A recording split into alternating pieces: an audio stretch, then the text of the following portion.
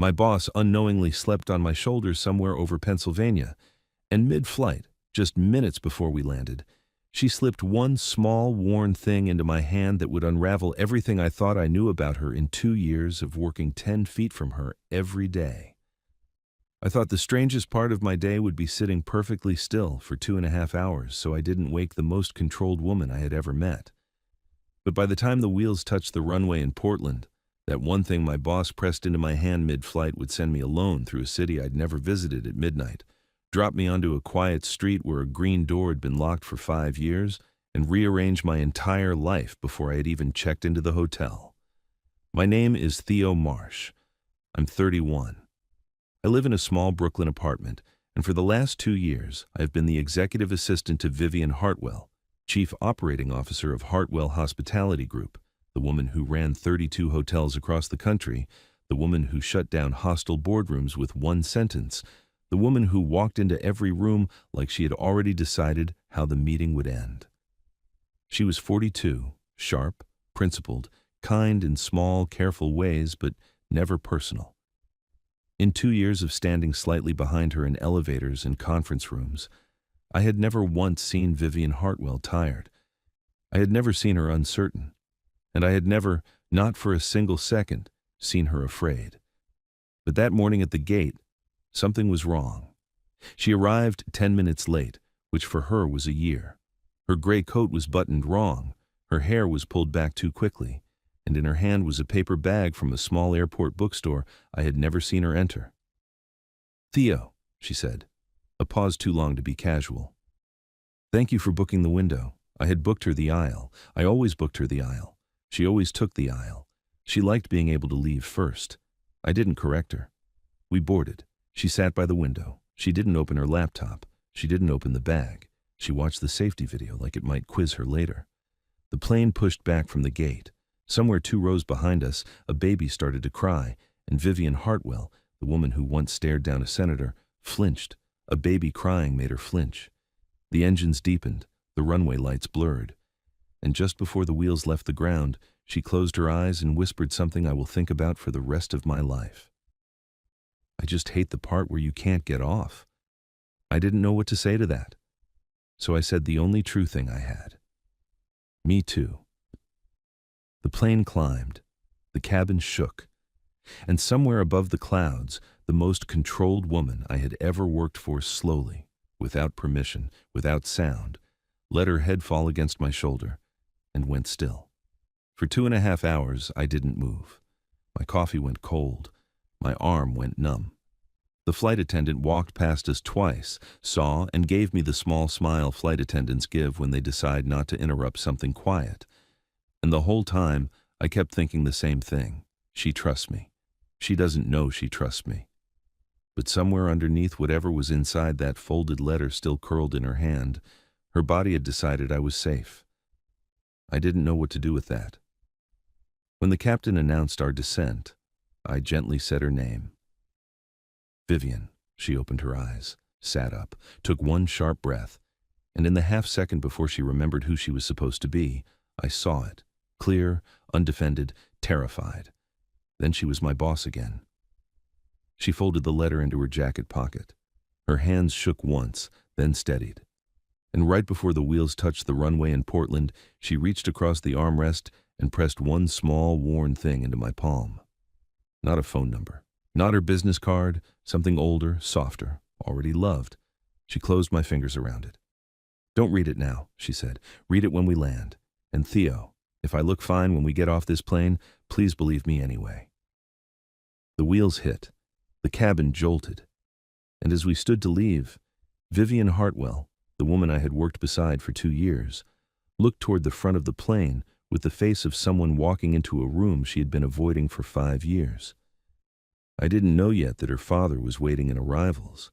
I didn't know yet that the small worn thing in my hand was a doorway to a life she had buried.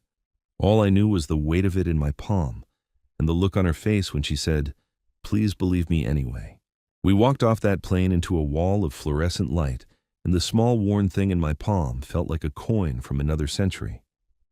Vivian was 3 steps ahead of me now. Her shoulders had straightened, her chin had lifted, And in the time it took to cross the jet bridge, the woman who had been asleep on my shoulder 10 minutes earlier was gone, replaced by a stranger who looked exactly like my boss. It was the most disturbing thing I had ever watched a person do. He was waiting at the end of arrivals. Walter Hartwell, 67, silver-haired, tall, wearing a navy coat and the small, warm smile of a father who had already decided how the conversation was going to go. "There you are," he said. "Good flight?" "Fine." His eyes flicked to me. He saw me, decided in half a second that I was staff, filed me under not relevant, and turned back to his daughter. "The car's outside. Hotel, then dinner at 7. I have the contracts in the room." Vivian's jaw moved just slightly. "I told you we don't sign anything until I see the building." "You've seen the building, sweetheart. You grew up in it." That sentence landed strangely in the air. I didn't understand it yet. "I want to see it again," she said. "Tonight." "There's nothing to see at night, Vivian." "Then I'll see nothing." In the back of the town car, while Walter took a call up front, I uncurled my fingers.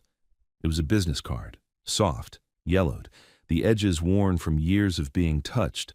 The front read, "Maren's, Bakery and Coffee, 41 Pearl Street, Portland, open from 5 a.m., except Sundays." I turned it over. Newer ink, her handwriting. "If I'm not there by morning, please come find me." My breath caught. Maren. Her mother's name. The mother she had never spoken of in 2 years. The mother whose name sat on a small bronze plaque in the lobby of headquarters. The one Vivian walked past every morning without ever once looking up. I looked over at her. She was still staring out the window, but her hand had moved to the inside of her jacket pocket where the folded letter was, and she was holding it through the fabric like it was the only thing keeping her upright. I closed my hand around the card. At the hotel, Walter peeled off to make calls. Vivian pulled me aside in the lobby. Her voice was low, controlled, almost steady. "I need to do something tonight, alone. If my father asks where I am, I'm at the building on Lincoln Street. I'm not." "Okay. If I'm not back by morning, the address on the card, that's where I'll be." "Vivian, do you need me to come now?" She closed her eyes for one full second. When she opened them, she said the most honest thing she had ever said to me. "I don't know what I need. That's why I gave you the card." She walked to the elevator. I watched the doors slide shut. "And listen, if this story is pulling at you the way it pulled at me that night, do me one quick favor before we keep going. Hit that subscribe button and turn on the notification bell so the next time a story like Vivian's drops on this channel, you don't miss it. Trust me, you're going to want to be here for what I found at midnight. I sat in that lobby for 2 hours. I had dinner alone, because Walter, for reasons I now understood, did not want to break bread with the assistant. I went up to my room. I tried to answer email. I gave up. At 11, I put on my coat and walked. Pearl Street was a small, quiet block in a neighborhood Portland still lets be quiet. Number 41 was a corner building, 2 stories, old brick, front windows papered over from inside, and a green wooden door with the word Maren's still painted on the glass in careful gold lettering, faded but unmistakable. The bakery was dark, and Vivian was sitting on the front step. She had her coat pulled tight, her tote on the ground beside her, and a small brass key in her hand. She was just looking at it, like she had been looking at it for an hour. She didn't seem surprised when I walked up. "Hi," she said softly. "Hi." I couldn't go in. I sat down beside her on the cold concrete, not too close, close enough. "Why not?" I asked. She turned the brass key slowly between her fingers. "Because the second I open this door," she whispered, "I have to be a person my father didn't raise." That sentence sat in the night air between us for a long time. Then she stood up. She slid the brass key into the lock. She turned it. And the green door of Maren's Bakery, the door that had been locked for 5 years, the door her mother had painted the gold lettering on with her own hand, opened with the slow, soft creak of something that had been waiting half a decade to be heard. The smell hit us first. Old flour, old wood, the faint ghost of cinnamon. And as Vivian Hartwell stepped over the threshold of her mother's bakery for the first time since the funeral, I watched every wall she had built inside her father's empire begin, very quietly, to fall. Inside, the lights came on slow and warm and yellow. 6 tables, a counter, an empty glass case, a chalkboard menu still showing prices from 2019. And behind the counter, on a single hook on the wall, a worn red apron with the name Maren embroidered in white thread. Vivian crossed the room slowly, like the floor might disappear if she walked too fast. She lifted the apron off the hook.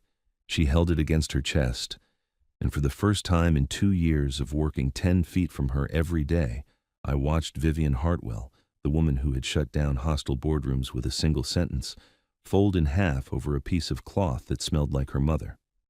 She didn't cry. Not yet. She just stood there, holding it, the way you hold the last warm thing in a cold house. I stayed by the door, because the moment didn't belong to me unless she invited me into it. After a long while, she walked to the counter, opened a drawer, and pulled out a small leather binder. Recipes, in her mother's handwriting. Folded inside the front cover was a letter. Her hands shook as she opened it. Then she sat down on the floor, Vivian Hartwell, in a $5,000 coat on the dusty floor of her mother's bakery, and she read. She read for a long time. And then, without looking up, she said softly, "Theo, come here." I crossed the room. I sat down beside her. She handed me the letter. The handwriting was soft, slanted, careful, dated 5.5 years earlier, 6 months before Maren died. The line that hit me, the one I will remember for the rest of my life, was near the end. If you ever wake up in a life that fits everyone but you, come back to the bakery. Open the door. The bread will remember who you are, even if you've forgotten. I put the letter down.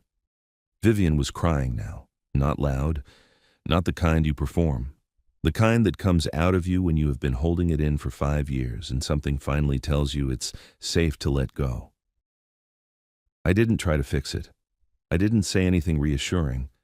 I just sat with her on the dusty floor of her mother's bakery, my shoulder touching hers, while she gave back the years she had not been allowed to grieve.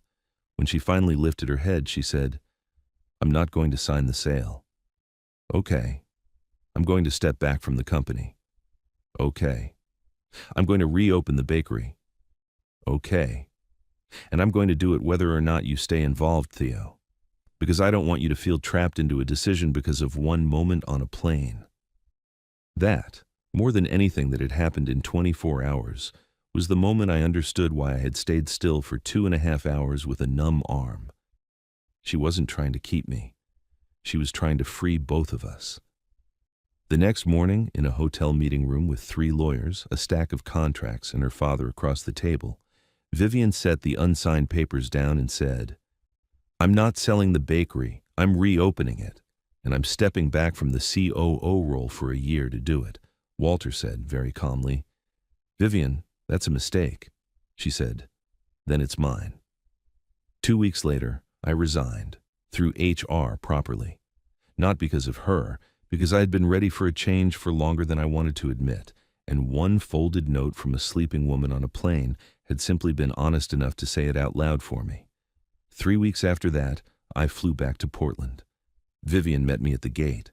No panic this time, no folded letter, just her in jeans with flour on the cuff of her sweater because she had been at the bakery since 5 a.m., testing her mother's old sourdough recipe. "You came," she said. "You said 5 a.m. start. I'm late." She laughed. The real one. "We didn't kiss for 2 months. We worked. She baked.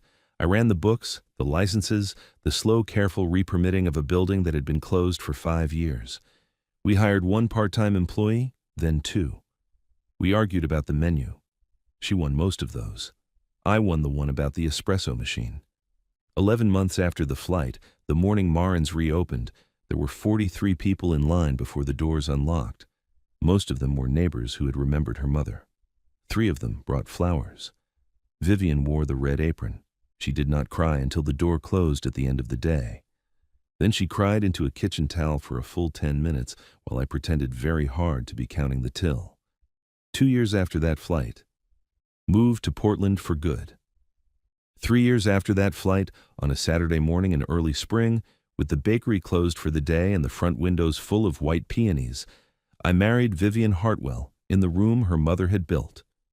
Walter came. He cried during the vows. He apologized to her quietly, near the bread oven, while no one else was listening.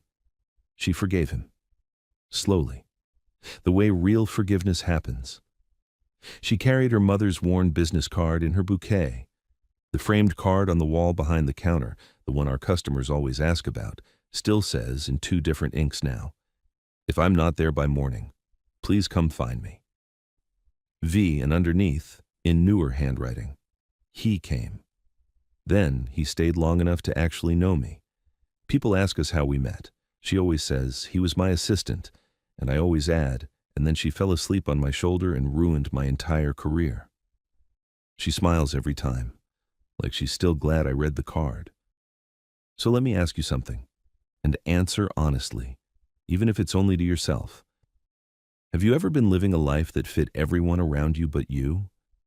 A career your father chose, a relationship your family approved of, a version of yourself that everyone else seemed comfortable with, except the person living inside your skin?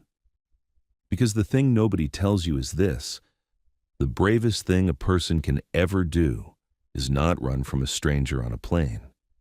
It's wake up one morning, look at the life you built to make other people proud, and decide, quietly and without anyone's permission, that you'd rather be loved for who you actually are than admired for who you pretended to be.